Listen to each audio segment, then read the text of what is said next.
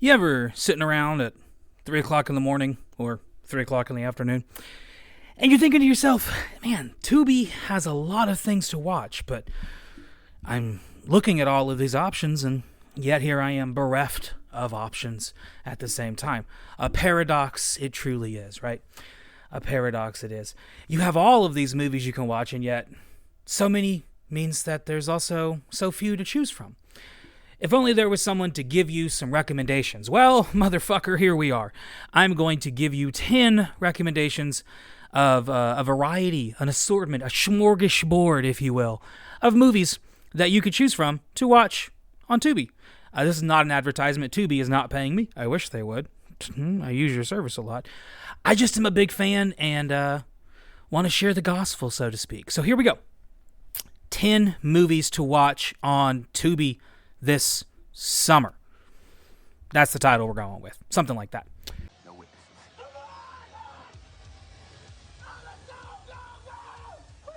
are we gonna do? What do you think of the neighborhood? The cops are gonna be here any second. Judgment Night. Cool title, cool movie, right? It's an amazing movie, actually. One of the best 90s movies, kind of like this hidden gem. Amazing cast. Cuba Gooding Jr., Dennis Leary, Emilio Estevez, just lots of really, really wonderful actors all over the place. It's kind of one of those movies that got lost in the wave of 90s crime films that kind of overtook the world after Reservoir Dogs got big. In other movies as well, Killing Zoe, that didn't get big at all. I just like throwing it out there. But just like this, all these crime movies that kind of took over the 90s for a little while there. And this was one of them, and it kind of got buried in the lead. It's not as good as King of New York. It's not as good as like Reservoir Dogs or Pulp Fiction, but it's really, really good movie, and you should definitely check out Judgment Night if you have never seen it. We were all like, oh, phooey, I burned the darn muffins. Now, you go into a bar, 10 minutes later, sailors come running out. What up with that? So we have Long Kiss Goodnight. This movie is freaking weird. So here's the basic premise. Imagine the Bourne Identity, except we're going to make it a little bit more domestic, and we're going to gender swap Bourne and make him Gina Davis instead. And let's make the director maybe also her husband, right? So it has this kind of weird dynamic going on for it. There's some truly bizarre scenes as she like rediscovers her powers, so to speak. Air quotes, totally intended there. Rediscovering her powers. The kitchen scene stands out in my mind. And also Samuel L. Jackson is in this movie for some fucking reason. And he plays some fun character as well. Probably, I think in one interview he actually said this was his like favorite character he ever got to play. So good enough to watch just for that. Long Kiss Goodnight, a weird crime movie. Also kind of like a superhero movie as well. It's a weird time. It's a good one, though. Live big.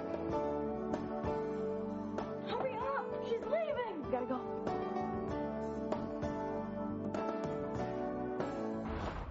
That's it? You drink beer and she kisses you with her hand? I could do that with my grandfather.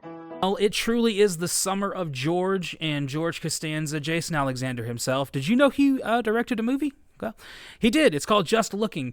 It is from the late 90s, early 2000s, but it's set in the 1950s about this kid from New York who is going to go spend the summer with his relatives.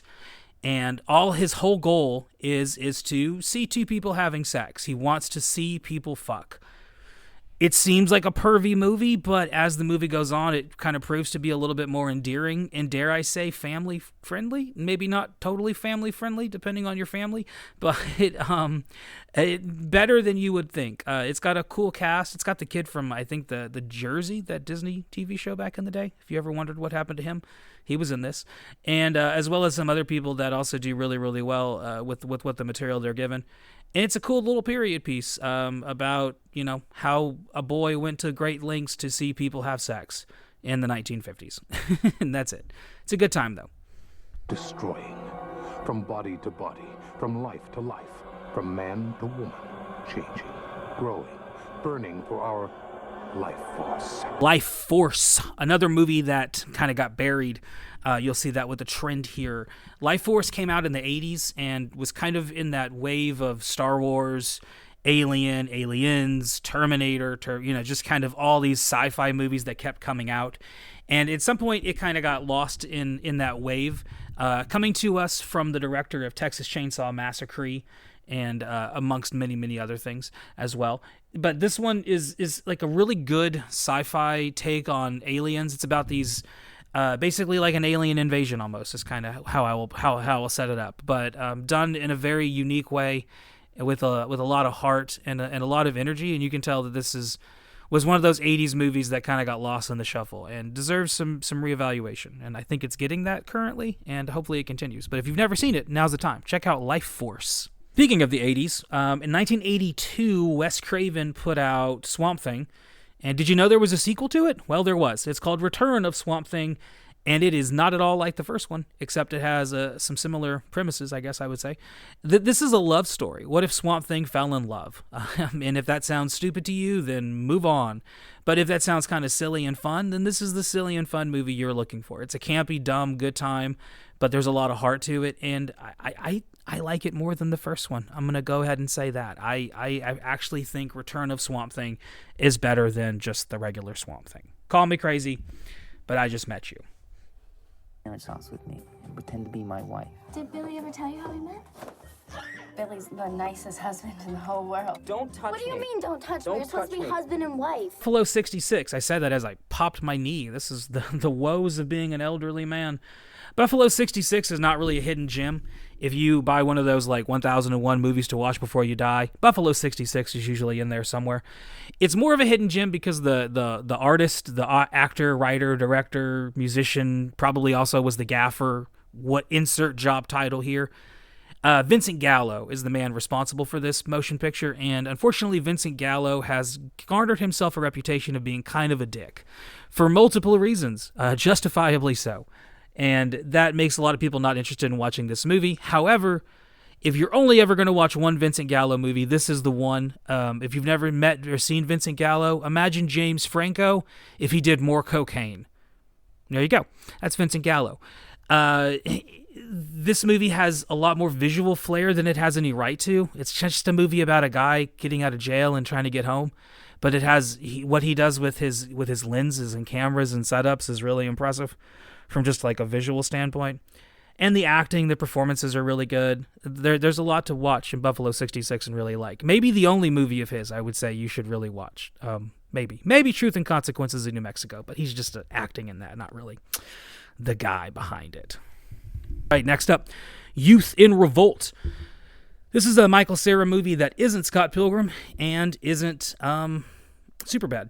So that should tell you something right there. That's one of the reasons why it kind of gets lost in the shuffle. But Youth in Revolt is almost like this weird kind of like quasi-European take on the teen in trouble kind of situation. So it's about this kid and he's going through all these life changes and he decides to kind of split his personality, and there's some really funny parts. There's some really kind of honestly touching parts. The soundtrack is fucking killer.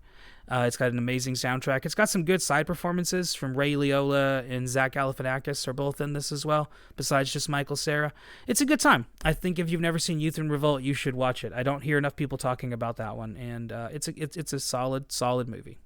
Thanks for breakfast. Experimenting in deepest space have released a deadly new life form. Frank, what's happening? It's not the video game, but the movie. There are two different things. Hopefully they never make a movie version of Dead Space and confuse the issue even more, although I think they already did. There's like an animated one probably. Anyway, this is a sci-fi horror film from 1991 that kind of like the movie we talked about earlier, Lifeforce, kind of got swept up in that wave of sci-fi movies still coming out in the 90s, early 90s. And so because of that, it kind of never really got the credit it deserved. On top of the fact that the sets are a little lame, the movie definitely shows its budget. But in spite of that, it's a fun little tale. Fun. It's a horror movie, but I like those. A fun little tale about these astronauts and them kind of dealing with this virus that is spreading amongst them as they are stranded anywhere far, far away from anything that they could use to help them. It's a solid little spooky good time in space. Check it out.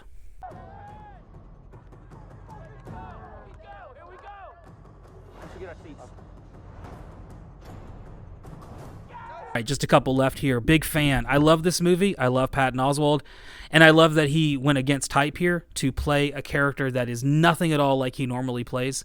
This is not a comedy. Well, I guess maybe it is in a dark sense of the way. It has a lot more in common with like Taxi Driver than, say, some of Patton Oswalt's other work.